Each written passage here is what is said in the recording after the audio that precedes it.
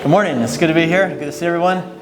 I'm joined by my wife, Faith, and we have 6 of our 7 children are here this weekend and really have been enjoying the fellowship and chance to meet everyone.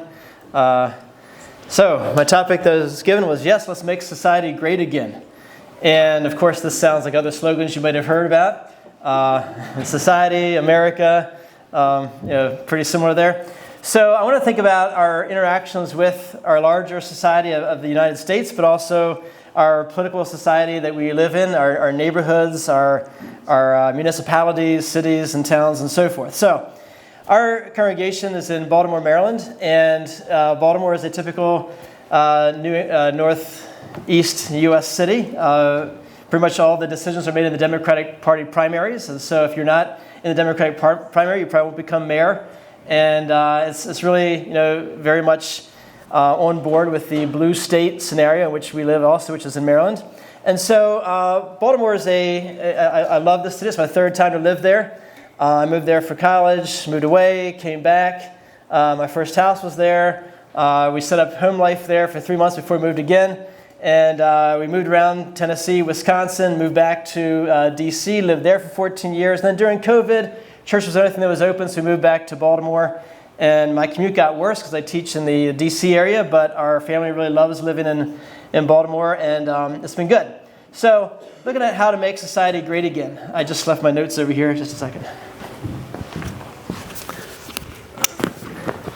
So I teach political science at a public community college in the D.C. area, and so the 2 topics I love talking about are religion and politics, the 2 topics that are to be taboo in general polite society at your Thanksgiving dinner table, but I talk about them.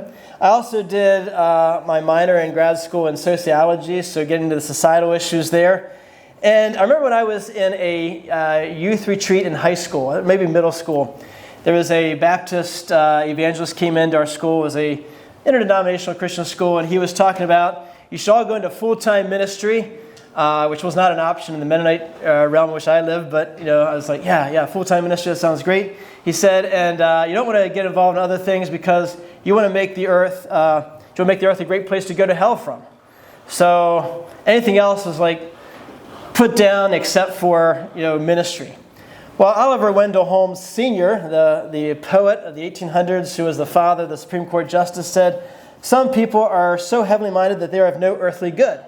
So we got sort of 2 different perspectives here. One is that if you make the earth good, you're just going to send people to hell anyways, so don't bother. The other says you got so focused on heaven that you're really no good on this earth. And so I want to consider what is our calling when we see society calling us to make America great again, to make our neighborhoods great, to have social justice and so forth, and creation care. What is our role? What is our calling? Well, as a church, we tend to be relatively non-political. It's in our confession of faith that we're not going to be involved in political participation, which was a change for me. I came from a Mennonite church background where protesting, voting was all okay. Nothing against my church guidelines. So that was my background. I was a much more liberal Mennonite than anyone in my congregation now, and so I came from that. That's sort of my trajectory. So when I gave up voting, it was different for me. But anyways, our church doesn't have any signs out front, other than the sign about when we meet and so forth, and my phone number and that kind of thing. So basically, it's just no political signs. And so we've had some people come. They're new to looking at Anabaptism, and they say, "Hey, we know you don't have any signs out front. We're glad you're not like that Mennonite church a mile and a half away that has BLM or rainbow flags out front." Others have come from the other political directions saying, "We're so glad you don't have any signs out front. We're tired of churches that have, they wave the American flag on the 4th of July and pray for their troops and so forth." And so, we have people coming from different directions, both looking for a non-political refuge, but they come from different directions. So our potlucks, which we have 3 times a month, are often interesting because if you have visitors there, they can really go at it. You have one person I remember who came, a friend of mine actually, who I lived near in Baltimore the first time I lived there, and he came, him and his wife, and they feel that President Trump is just way too, he's not conservative enough. He didn't build the wall fast enough for them. There's another woman that was there the same Sunday in our same potluck circle, who's like, the Democratic Party has just drifted too far to the right. And so, of course, they have an interesting conversation, and we're kind of there mediating in the middle, like, yeah, this is great, but at the same time, how to smooth things over and get them both coming back to our church in the future, because they really alienated each other. So I want to look at a passage here from 2 Kings about making pleasant, proactive change. And here we have Elisha the prophet. And the men of the city said unto Elisha, Behold, I pray thee, the situation of the city is pleasant, as my Lord saith, but the water is not, and the ground barren. And Elisha said, Bring me a new cruse, and put salt therein. And they brought it to him. And he went forth into the spring of the waters, and cast the salt in there, and said, Thus saith the Lord, I have healed these waters, there shall not be from thence any more death or barren land. So the waters were healed unto this day, according to the saying of Elisha, which he spake. He cared about his society. He made the waters better. They were bitter. There was barren, death, contamination, impurities in this water, and so he made it better. Was that worth his time? Think about it. He just has a double portion of God's power that Elijah had, and he's going to waste time on the things of this earth, making the world a better place to go to hell from, if you will. What's he doing? Why waste time? His miracles do people to raise from the dead and so forth. Why do? It's pleasant. It's proactive change. It makes a difference. It's going to be a positive impact on society, and maybe people will want to listen to him more because he did this. Is that? So do we do things to make society great again just to get people to listen to us and pay attention to us? And, well, we'll see in a few minutes that didn't really work for him, but put a hold on that. We've been studying we had a quarter where we studied the 13 lessons on the 500-year history of Anabaptism.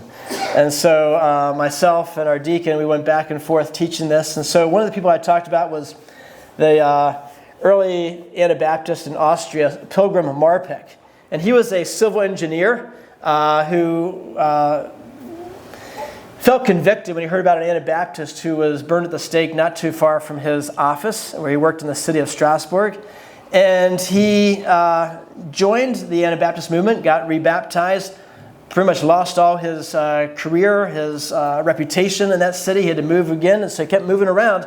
But as he moved, he had skills. He was a professional civil engineer, and so he put his skills to use in each city he was taken in until eventually they felt they couldn't tolerate him anymore because he had all these side Bible studies and side hustles with baptism. But when he was there, he was making their societies better. The one town, he brought in water and helped to fix their textile industry and bring in water to get their power looms working. And several hundred years later, that city became a major Belgian tapestry place. And so he really helped their economy single-handedly. And another place he went, he helped devise ways to get logs down the city to help construct houses and so forth. So powerful testimony as an Anabaptist, but also doing a lot of good stuff for these medieval cities, bringing them into the Industrial Revolution age and getting them ready for industry and economy. And so Pilgrim Marpeck did it. And he spent time making society pretty good, and didn't always appreciate him. They would say, at some point you got to move on. But while he was there, he was really blessing their city. They were asking him to do these things. These are tasks. They'd hire him as a city manager. So early Anabaptist was a part of city government in multiple cities. They said, here's our need. Can you fix this for us? So our church was started by a family that moved to Baltimore in 2007. And they had a vision for planning a school there. And their mind was to give it an elementary school.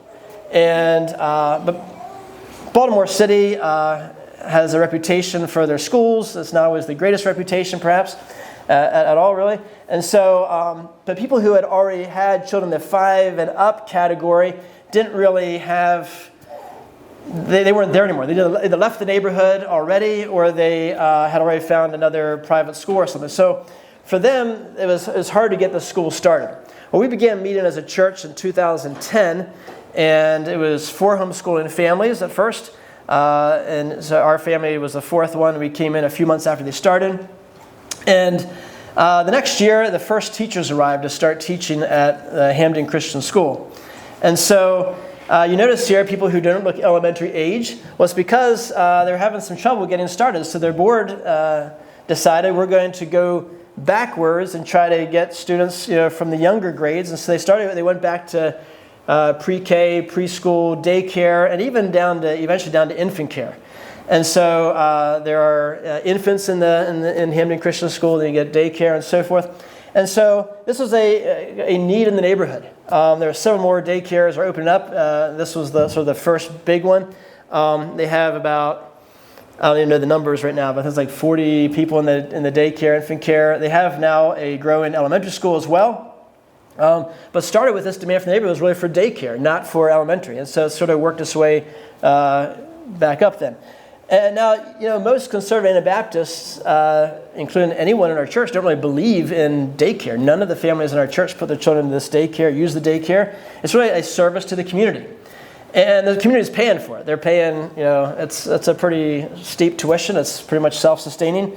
And but the idea is, it might be increasing the property values in the neighborhood. As families now are staying past the age of, infancy. And in this daycare, it's really something they have a waiting list. People who think they might want to conceive get themselves on the waiting list.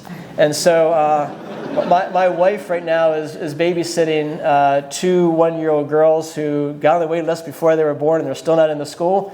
And they're friends. We knew the mother of the one when she was single, but so we've been sort of helping out in this. My wife and my children have been helping out in this way, and then there's another boy across the street who his mother saw these 2 one-year-olds coming into our house. Like, well, what about my son? So he came in one day a week as well. So, but service to the community, and what's interesting about the elementary school is there you get people who are usually from Baptist churches, a Southern Baptist church not too far from us, and other Lutheran churches and so forth. But the daycare is where you get the unchurched individuals. And so I have to admit, even though, not into daycare for Christian believers' families, but you know what? This has been a way to make that neighborhood really good. And people, they have a reputation. The church and school are separate at this time. There's talk about putting the school under the church eventually. But from a distance, I look at this, and the people who teach in the school all attend our church. But from looking at it from a distance, it's really quite an amazing thing they have going there. And, it's making society great. It's what the neighborhood has been asking for. Now, another way to make society great, we might think about, is Jesus' calling to be the light of the world and shine the light. Matthew 5:14, ye are the light of the world. A city that is set on a hill cannot be hid. Neither do men light a candle and put it under a bushel, but on a candlestick. And it giveth light unto all that are in the house. Let your light so shine before men that they may see your good works and glorify your Father which is in heaven. So let's think about, what are some ways in which we as a church might try to shine the light and be this light of the world in this way? Well, we do a lot of singing. We have a lot of choirs that come to our church, and we love having them. We have choirs that we organize. Sometimes we participate, people from our church participate in other choirs in our wider district. We also have a choir that my wife and I put together years ago, and we were part of a very small, tiny micro church in D.C., and we were trying to network with other churches around us. So we had about 7 churches came together. We formed what was called the Washington Mennonite Chorus, and now because we moved now it's called the Baltimore Mennonite Chorus. But we sing every year on the ellipse in front of the White House near the Christmas tree, the National Christmas tree, and they asked us to keep coming back. Now we perform every year before the president lights the tree, and so there's a pathway, like 4,000 people walk down as they go to their seats. They get ticketed seats through a lottery across the country. And so we're not on stage with the president, but we're there to come to their seats. And so another way to maybe shine the light here, we were asked to participate in the Smithsonian Folklife Festival in the National Mall a couple years ago. They had this focus on American faith, and there was a woman from a much more progressive Mennonite church than ours who wanted to do some about a cappella singing, but her church didn't do that. So they said, well, Nathan, his church and choir do that. So we came in and organized a cappella hymn sings on the mall. And it was a great experience. We were shining the light, but you might say it was a waste of time. We're not discipling believers. We're not drawing in people here. There were people who attended the Smithsonian Folklife Festival who were Muslim, Hindu, Mormon, Jehovah's Witnesses. We talked to all of the, but we're not really seeing maybe fruit in that way. And so is this a waste of time? Well, we're told if we don't sing, the rocks will cry out. So I believe it's not a waste of time. It's still worthwhile to sing God's praises, but it's a different kind of light. Along with, we have a VBS and Children's Club ministry. And so we just finished about a week ago. We have tents up at Park across from our church. And this was, I think, from one of the first years. Brother Truman Eby was there the first 2 years. We brought in outside expertise and support, so he really helped to get us started. Anyways, we have this. It was people in the so our church started, then later the school started. And so people who came to the school, they're thinking, well, we're working with all these families. They're pretty well to do. They're paying tuition and so forth. What about the children in our neighborhood who can't afford Hamden Christian School tuition? So they wanted to start a outreach for children who, I mean, anybody can go, but especially that's free. And so it was not requested by the community, yet it's been, I think, highly valued. But again, it's more of a shining light, not a service that the community is asking for. Reaches those who maybe can't afford other Christian services in the community, but another way to shine the light. Now, I said I'd come back to Elisha and his experience. So, you might think that he would just be glorified because he just healed their waters and put the salt in and everything's better and so forth. Well, the very next verse. And Elisha went up from thence unto Bethel, and as he was going up by the way, there came forth little children out of the city and mocked him and said unto him, Go up, thou bald head, go up, thou bald head. And he turned back and looked on them and cursed them in the name of the Lord. And there came forth 2 she-bears out of the wood and tare 42 children of them. And he went from thence to Mount Carmel, and from thence he returned to Samaria. Now, aside from what these children were doing, what about him?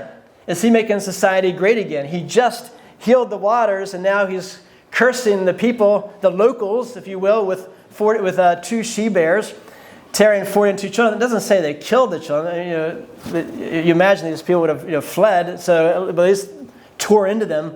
I don't know how far I want to go with that. Now, I will say my first 5 years of ministry were kind of rough. My bishop said I didn't get a honeymoon period. It was a pretty rough time to start a church plant, as we've been hearing, 5 years and so forth. It's a tough situation. So that's where I think I got most of my grayish hair and lost some hair. And so, but notice these 2 she-bears didn't die necessarily. So if anybody condemns me for my hairline, there are 2 she-bears out there somewhere, I suppose. I will at least quote this verse to them. I haven't had to do it yet, but I'm ready for 2 Kings 2:24. But anyways, haven't had to do that. But so I don't think it was wrong what Elisha did. I can sort of sympathize with that. But at the same time, that's not where we feel maybe most comfortable with our shining light ministry, making America or society or Baltimore or whatever great again. And so if we get that reputation, I will say, this was not in my notes, but there was a fascinating story, sad story, about the individual who planted the church in D.C. Godly man, I had the chance to meet him years ago, and he, the story goes, he built a playground for the neighborhood. He felt that was a way a need in the neighborhood for recreation. The city wasn't providing a playground, so he made a playground and made a rule that you're not going to use this after dark. But other than that, it's free of charge and so forth. Well, he got the word one night, it's after dark, and some of the local teens are on the playground, and they're not playing, they're just doing some not so great stuff. So he goes over and confronts them, and they don't take it real well. The one guy punches him really hard in the stomach and knocks him down and so forth. And he goes quietly back to his home and goes to sleep. Well, the next day, news in the neighborhood was, you don't mess with the man of God. Here, the guy that punched him was shot and killed a few blocks away a few hours later. Unrelated, of course, to this event in terms of the preacher didn't curse him or anything. But the word got around, you don't mess with the man of God. And so I was thinking about this with Brother Elisha here. Don't mess with the man of God. However, is that our calling to go in and, are we making society great by getting rid of the disrespect and the crime and the, gang violence in society? Is that our calling to make? It may not be as positive as, healing the waters and and bringing in log flumes like Pilgrim Marpeck or whatever, or is it to speak out and curse the darkness? Well, this is where I spent a good bit of time in my early 20s, early to mid-20s. I was into protest. I went to 16 protests my freshman year of college, where I said I was a member of a Mennonite church. I thought I'm doing this to love my enemies, to speak up against injustice, to force people to adopt the Sermon on the Mount, force our government to adopt the Sermon on the Mount. I was anti-war. I was pro-life. I was trying to be consistent pro-life. So I had protests against the governor's mansion, which I lived near in Harrisburg, in Baltimore, in D.C., and Philly, and New York. I protested all up and down the East Coast. And I was living in Baltimore for my second time. It's 2002. I had just taught a course on the politics of terrorism, and then 9/11 took place. And I did not like the response that the U.S. was giving to the war on terror. I thought I was too over the top in my mind as a 26-year-old, I guess, at the time. And so I heard about some Catholic nuns in my neighborhood who were going to D.C., an hour away, to protest against the war in Afghanistan. I thought I'm going to go and love my enemies, the Afghan people. And so we showed up at Malcolm X Park. Picture here. This is one of the pictures in the slideshow I did not take. But I just found it online. You still find pictures of this protest. And so I saw these signs. I remember the yellow signs in the background, that kind of thing. And I was going to love my enemies, the Afghan people. Well, people were saying some horrible things against the U.S., against Israel, and against President Bush, who was in the White House. I thought, I'm not loving my neighbor, President Bush. And I'm with people who are literally cursing what they view as the darkness. And I don't want to be part of this anymore. So that was my last protest. In terms of participation, I still love to watch a good protest. If I see a rally or a crowd, I'll go down and watch it from the sidelines, just measure the crowd, and inaugurations, I'm there if there's a big political get-together. But I don't participate anymore. And so I came back to my house, and I began reading the book of Matthew simultaneously about Jesus saying, my kingdom is at hand. And then he says later in John, my kingdom is not of this world. If it were this world, then would my servants fight. I felt convicted. I thought, I'm following the wrong kingdom. I'm focused on the wrong society, making the wrong kingdom great again and holding the wrong kingdom to a standard that they're not called to do necessarily. I'm part of a different kingdom. So that really changed my mindset. And I met my wife-to-be for the first time a few weeks later, actually about 3 weeks later, and it was great timing because she was not into any political participation whatsoever, and so for me to have that conviction was good timing, let's say. I still kept voting, though. I still kept voting until we joined our current church, and I don't have the time to go into that maybe today, but that was a whole other situation. I feel blessed I even came out of that as well. So I think we can admit, though, that society isn't always as great as it could be, and it might be broken. So there's one perspective that would say society is broken, so let's fix it. Let's fix our general society around us. And this could be, I think, the topic that I was given, and the blurb to describe it in the brochure talks about maybe. Actually, I can read it here.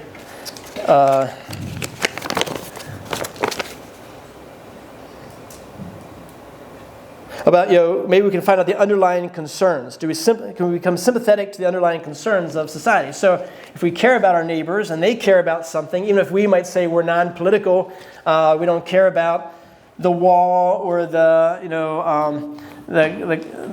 whatever the issue is that our visitors to our churches are talking about, do we still care? Are we still sympathetic to them? So Baltimore had a series of riots after a man, Freddie Gray, died in the back of a paddy wagon, unsecured in the back, and died of neck injuries. And so the media said that they call them riots, broke out, and they were very concerned about that. So that was a big thing for Baltimore for a while. And then we were living in D.C. during the time of 2020. And so Black Lives Matter became a much bigger issue. And the protests near the White House, this is actually right around the corner from the White House. My two oldest sons walking here. The pictures of my children in this, by the way, are usually, they're much older than they appear in all of the photos in this slideshow, I think. So they're 19 and 16 now. But anyways, so this, so as we're looking at this idea, we would say, the lives matter, of our fellow humans. And so people in my congregation, there were some that talked about, we want to do something. I just felt, we might not put up signs outside our church, but can we do something to let people know that we care about BLM and so forth? And so why is the church silent on the societal ills of racism as it relates to police brutality and other issues? And so as I thought about this, as I pondered this question I received, I'll talk more about where I came down on that, but that was a core concern. People moved to Baltimore. A lot of people moved to Baltimore. They came from other Anabaptist churches. They come here to help out at the school or in other ministries, Choice Books and so forth. And so they want to do something. They want to care about their society, blend in as much as possible. And if their neighbors care about them, they should care about too. Maybe not be some things they would have cared about so much in their home communities, but they're here and they want to care and show they care. How can they do that? So if society's broken, can they fix it? Can we as a church do something to fix it? A lot of pastors are getting involved, becoming spokespersons in this era. So why can't we do more? Right before this time, my wife and I had our family photo taken in this busy commercial street in D.C. It's outdoors, but you can see all the decorations and the lights. It's quite a vibrant place. This is kind of like our equivalent of maybe New York's Fifth Avenue, the high-end shops. You might see like a store with, 6 handbags there, just arrayed across the boxes. Just very few products, but really expensive products. And so it's a beautiful street. And it was a highly gentrified city, very wealthy city. If you compare it to other states, it was the wealthiest state in the nation at one point in terms of net worth and income. And so very well-to-do place. It did not really suffer the economic losses that happened to most of the country during COVID. Property values stayed very stable and actually increased a bit. And it was this street here. I went back during the Black Lives Matter protests, and you can see it's now boarded up. There had been looting. I took my children on looting tours of D.C. as we would go by. So this is farther along in protection than others, but we go by a CVS that had been broken the day before and still had the sprinkler systems on and water going and broken glass. You could just step right in if you wanted to, as many people did, looting and so forth. And so it was quite a time of upheaval. And so it sounds sort of scary if you hear about this or read about this in the news. And so I took a class in my sociology minor, riots, mobs, and crowds. And so again, I like to go see what's going on. So I'm like, hey, let's go take a look and see what's going on around D.C. And so we took a look. This was Black Lives Matter Plaza right outside north of the White House. And my son Felix here. Felix, are you in there? Okay. I don't know if he made it. Okay. So anyways, this is him. And so it was just me and him that were down there this day. And they had all kinds of free snacks. So, Mennonites and free food. Well, hey, yeah. So we decided to avail ourselves of this. I was holding the camera so you don't see me eating, but I did some eating myself. My dad was concerned about this. He said, well, you're looting the looters. Where do they get this? Does this come from the CVS? You just showed me the photo. I don't think so. I think they got donations, but I like to think that other people donated the protests and funded them, and that's what I think really happened. It didn't look like looted food, but we ate it, whatever it was, and so this became we got back home and people heard about it, and so the next day the sisters wanted to come back and get. Now we got popsicles. It was a great experience, and so I had several myself, and so. Peace, my daughter, said the protesters were so nice. She said, I forgot they were protesting until they started yelling. So there'd be also a chant break out and yelling taking place and so forth. We did try to see the other side. We visited with these National Guardsmen a little bit and got to hear their perspective, what it's like to police a city in upheaval and unrest and so forth. And so this idea of our neighbors care about this. Are we heartless if we don't care? If we're silent, does it mean we don't care? What's going on here?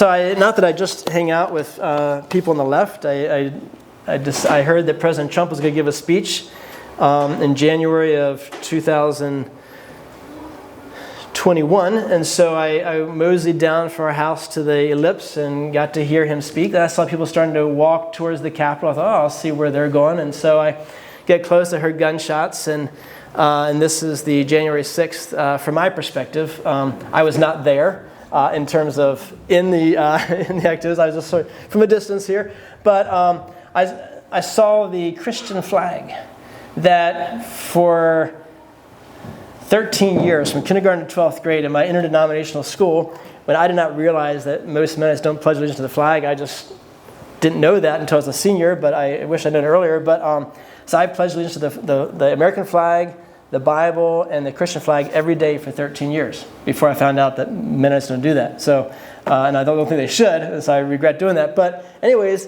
so here I see this Christian flag. It's the white background with the blue corner and the red cross in it, being carried up the steps of the Capitol.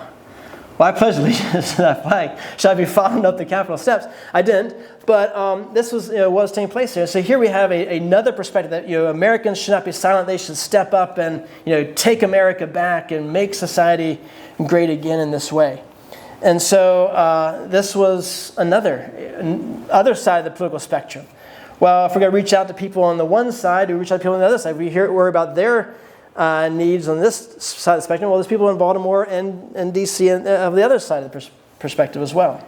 I did get to, I heard about a Mennonite woman. I saw footage of her climbing through a broken window into the Capitol. So I went down to her trial in D.C. and got to meet her and her parents one day.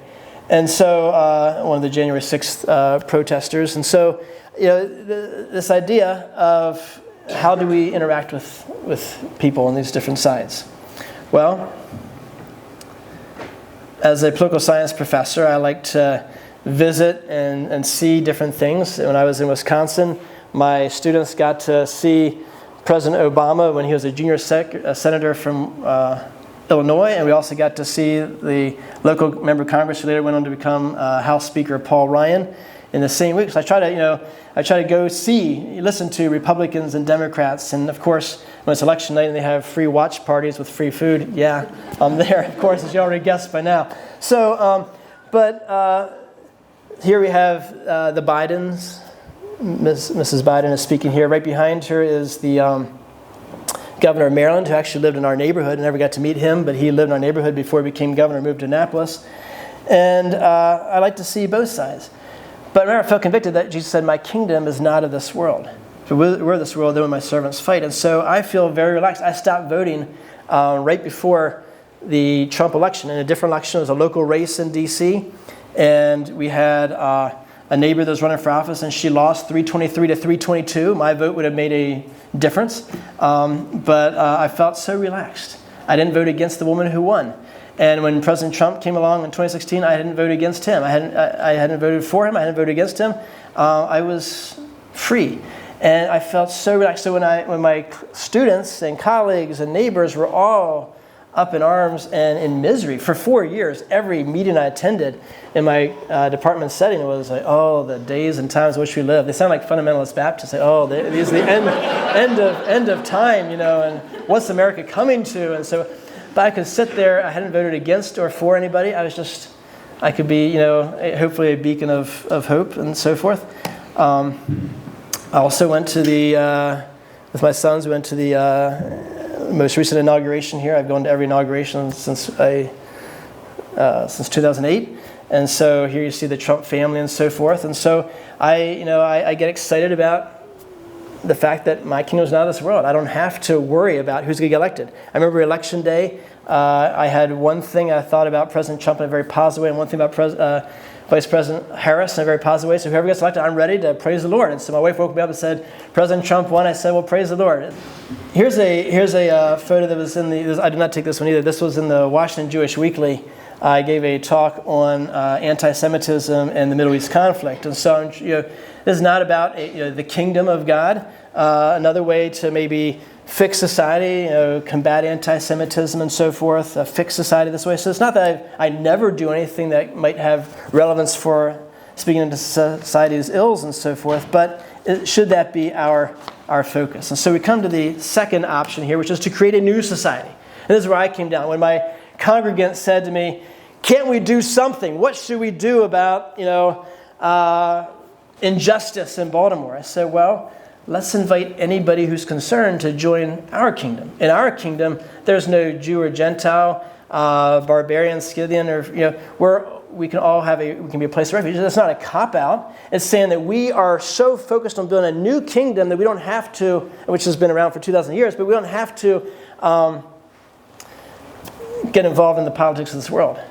We can have a classless society, a society that is of brotherhood and so forth. We want to do something, well, there's ways to interact with people and love people and so forth. Invite them into our church, into our kingdom, where there'll be a refuge, hopefully, from racial tension.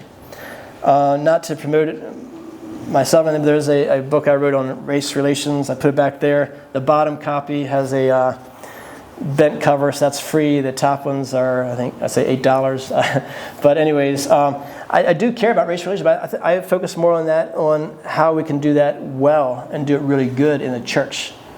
I'm not going to speak to the civil rights movement, not going to speak to BLM, not going to speak to society, but what can we as believers do to make a good society, a new society in Christ? We had a woman very involved in international outreach, and she invited 17 Persian Muslims to attend our church one Sunday. They came for a potluck, and we all wanted to have a photo here later. And so it was a very beautiful time. You hear so much in society about, Islam and hate and so forth. Well, it was a good experience to have this time of interaction. Now, we do things very differently for very different reasons. One woman came to me and says, well, we cover our heads, your women here cover their heads, we're all the same. Well, no. We cover heads not for the same reasons. We cover our heads for 1 Corinthians 11, the headship order of Christ, and not about, modesty is good and submission is good, but that's not why we do it. And so just this chance to interact, though, and see people as humans and not as figures in the media. We've had people come to our church who have been shocked when they arrive from other countries by American Christianity. And this individual, he was one of our greeters this Sunday. He came from India. His wife came over later. And they were horrified by divorce remarriage and just what they see in most, even evangelical churches around them. And so when they first came to the U.S., they felt more comfortable coming to our church. Now there's a lot more people from India coming, and they're doing their own outreach with others from India, and so they're not really at our church anymore. But while they were there, they were just excited about this place that they saw of holiness and doing things more like they were used to in their churches in India, and not what they saw in American consumerism. This was a photo by the Baltimore Sun. They want to see how we do Christmas, and so we had that Sunday. We used to have church in our home the Sunday before Christmas, and so we were talking about we're not anti-Christmas, but we're also doing things very different than how you might think Christmas is done. And so they were kind of shocked at the lack of Christian decorations and so forth. And how do we do Christmas? Well, we're not trying to send a message to society. We're not trying to change society. We just here's how we do it. So that way, it's more of maybe a shining light issue. So in building our kingdom, we're not just focused on the kingdom without acknowledging the ills of society. We're also not just focused on the kingdom without also trying to glorify the Lord. It's not about. Sometimes there's going to be praising the Lord. It might not seem like the most marketing campaign to have a small service inside someone's home. It might not seem like the best strategy for church growth and so forth. I want to close with a couple thoughts here on families. I was blessed by the topic we just heard about the home fires and coals there. Zephaniah chapter 8. Verse 3, thus saith the Lord, I am returned to Zion and will dwell in the midst of Jerusalem, and Jerusalem shall be called a city of truth, and the mountain of the Lord of hosts, the holy mountain. Thus saith the Lord of hosts, there shall yet old men and old women dwell in the streets of Jerusalem, and every man with his staff in his hand for every age. And the streets of the city shall be full of boys and girls playing in the streets thereof. I just returned from Israel. I was there for 2 weeks. If I had stayed an extra day or two, I would have missed this event because all the flights were shut down right after we left. After the Iranian-Israel issues have been taking place here, there's been no flights in or out. And so I'm just praise the Lord at the time I was able to be here. But I want to focus in here on verses 4 and 5. I think I saw this prophecy come to life in Jerusalem. It was in the old city. The people we know in Israel who are Israelis are typically secular Jewish, non-observant individuals served in the Israeli Defense Forces. They are not at all in favor of the ultra-Orthodox. They look down on them with strong dislike. They don't serve in the military. The men spend all their time studying Torah, voluntary. Probably the deputy mayor of Jerusalem spoke to our group at one point and says they're this minority, these ultra-Orthodox. They're not really contributing to society. They're just, they're like the Amish in the United States. Oh, wait a second. I like the Amish. So anyways, but from their perspective, these are, they're not contributing to society. But as I thought about it, they are studying Torah. They are the ones praying. They're the ones having big families. They are the ones contributing to Israel's population growth. They can't be diminished. And so we get to Jerusalem, and our group said, 4 hours to shower, rest before supper. I thought, I'm going to go see Mia Shirim. This is ultra-Orthodox neighborhood right outside the old city. It was during Shabbat, during the Sabbath. So I walked over there. All the streets are closed off, blocked off. No cars can come in. And the others in our group didn't feel comfortable going because if they're wearing shorts or there are women wearing pants or whatever, sleeveless, they're not going to be accepted in this neighborhood. But I could blend in okay, somewhat. And so I didn't blend, but I fit the pants modesty requirement, I guess. Anyways, as I was there, I saw children everywhere. 4-year-old boy holding a little 2-year-old girl by the hand, 3-year-old boy with a little 1-year-old by the hand, older men holding canes. I thought, Zechariah has come true. Here you see the streets are full of older men with their staffs in the hand and the children running in the streets, and it's such a blessing to see. I thought I saw the fulfillment of prophecy coming true. But how can we look at this for ourselves? We can look at young boys, the thriving group that meets in the synagogue right next to the Wailing Wall, the Western Wall, and so forth. They're rapidly expanding. And so even though the secular Jewish people look down and like, they have the big families, and the average I think is 6 children, and they're well, maybe that's the future of Israeli society. There's a book by a Catholic man lives in Silver Spring, Maryland, not too far from us, and he wrote a book called Family Unfriendly, and he talks about the low birth rates in American society, not replaceable and so forth.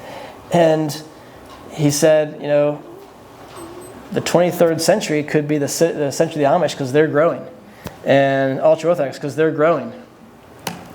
First moved to D.C. This is my 19-year-old and 16-year-old in the strollers, so it was a long time ago. I found every elevator, every escalator, every curb cut in the city to get around for people in strollers. And so we're going through this one neighborhood that was known for being more, let's say, pro-LGBT. And it was where many of them had lived for years before it became more legal. And so right on the one curb cut in chalk, it said, "Breeders, go home." Big, angry letters. Well, I felt offended. I'm pushing a stroller. They're obviously talking about me. Breeders, go home. But I thought, you know what? My descendants won't have to worry about messing with their descendants. Or their descendants messing with it. Because they're not going to have any. So seeing our children not as a burden, not as a burden on the environment, a burden on society, but as a blessing. We had a playground near our second home in D.C. that adults would hang out there. It was right across the street from a liquor store. They'd hang out there. There'd be In the sliding boards, you'd find used condoms and wine bottles and so forth, just a place that we don't want our children to spend time at. Well, more children started getting born in the neighborhood, and they decided to have a groundbreaking and bring in a new neighborhood and bring in a new playground, and the children began to thrive there. Here my son is holding a shovel in front of the one government official and mayor, and children can give hope to a community as they begin to experience the times to rebuild and so forth.